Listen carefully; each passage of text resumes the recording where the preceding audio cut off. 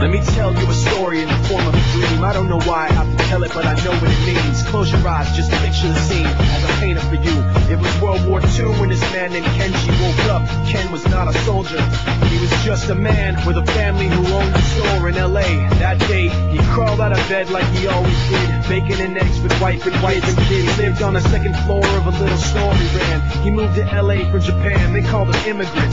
Japanese, he'd say he was called Issei. That meant first generation United States, when everybody was afraid of the Germans, afraid of the Japs, but most of all afraid of a homeland attack. And that morning when Ken went out on the doormat, his world went black, cause right there, front page news, 3 weeks before 1942, Pearl Harbor's been bombed and the Japs are coming. Pictures of soldiers dying and running.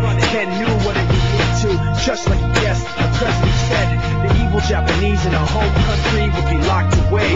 They gave Ken a couple of days to get his whole life packed in 2 bags, just 2 bags. Couldn't even pack his clothes. Some folks didn't even have a suitcase to pack anything in, so 2 trash bags is all he gave them. And when the kids asked Mom, where are we going, nobody even knew what to say to them. Ken didn't want to lie. He said the U.S. is looking for spies, so we have to live in a place called Manzanar, where a lot of Japanese people are.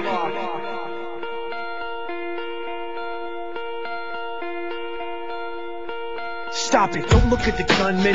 You don't want to get soldiers wondering if you're gonna run or not. If you run, then you might get shot. Other than that, try not to think about it. Try not to worry about it being so crowded, cause someday we'll get out. Someday. So now they're in a town with soldiers surrounding them. Every day, every night, look down at them. The watchtowers up on the wall. Ken couldn't really hate them at all. They were just doing the job, and he wasn't gonna make any problems. He had a little garden, vegetables and fruits that he gave to the troops in a basket his wife made. But in the back of his mind, he wanted his family's life saved. Prisoners of war in their own damn country, what for?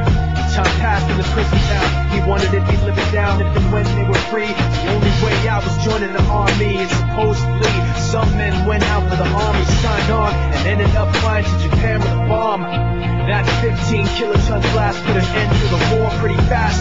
2 cities were blown to bits. The end of the war came quick.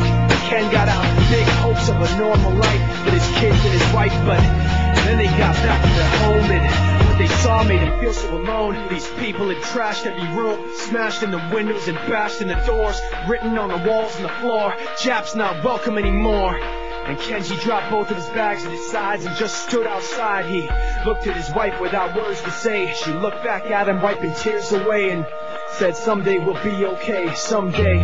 Now the names have been changed, but the story's true. My family was locked up back in 42. My family was there where it was dark and damp, and they called it an internment camp.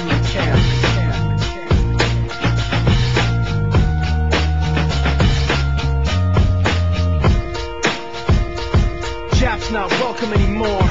Someday we'll be okay, someday. Prisoners of war in your own damn country, what for?